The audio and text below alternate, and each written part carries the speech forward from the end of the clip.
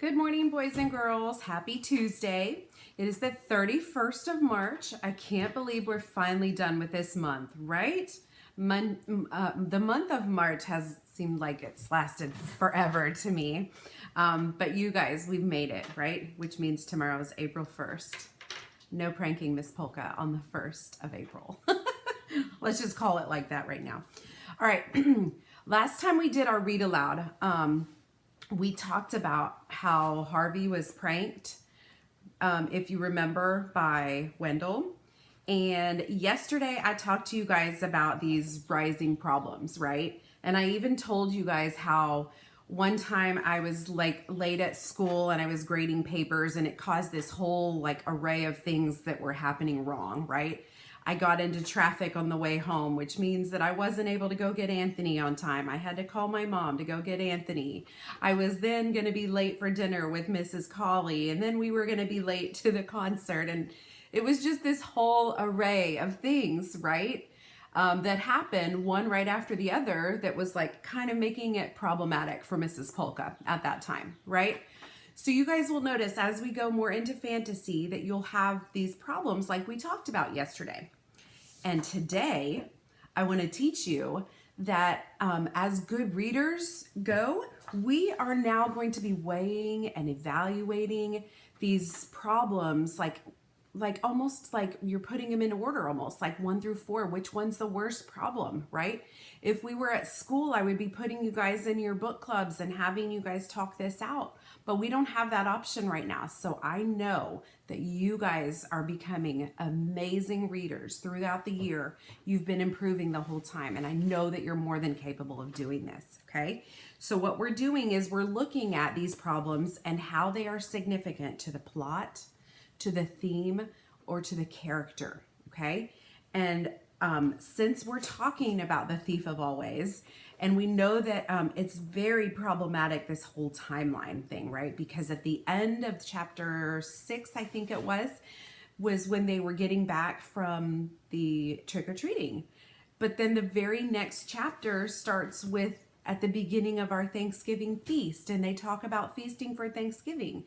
Well, Thanksgiving is not immediately after Halloween. It is after Halloween, but it's not right away.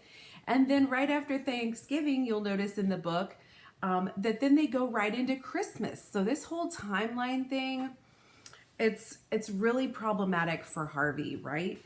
But I think it's mostly problematic just for the whole plot of this story, because that's really what it's impacting, right? Harvey's not the only one that's being impacted by this whole time change, right? Mrs. Griffin is also impacted. Wendell, all the people at the holiday house are impacted with this. So it's not just character specific, it's the whole plot, and it contributes to that rising action that we're seeing. And we really want to know like what's going to happen, right? That's the best part of this book, in my opinion. Okay, you guys.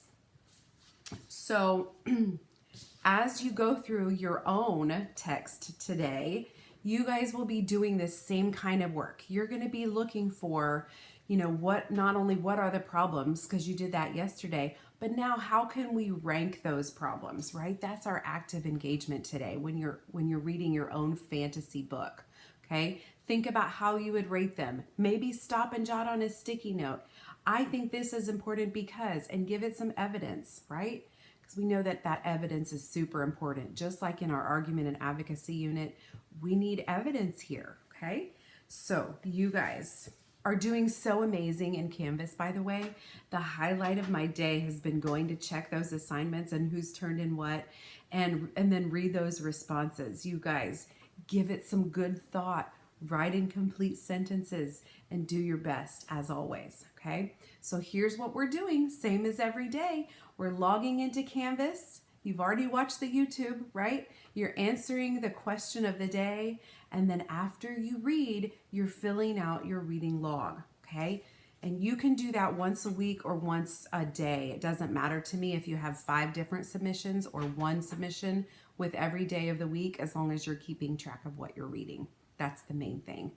Okay, you guys are doing amazing. I'm just going to show you real quick our question of the day. Is Harvey receives a special gift for Christmas. What was this gift? That's the first part of the question, guys. What was this gift? And why does Harvey feel strange about receiving this gift? Okay, so I know you guys are going to do amazing. We're just asking for about 20 minutes of your day. So keep being awesome, keep being amazing readers, and just keep loving your story, because this is really a good unit for loving your story. All right, you guys, happy Tuesday. Oh, P.S. I may have to change our nightly conference time. I will send out an email to parents today and let them know, because Dr. Curtis Knoll, our superintendent, is going live tonight at the same time as my conference was scheduled. So I know parents will want to tune in for that.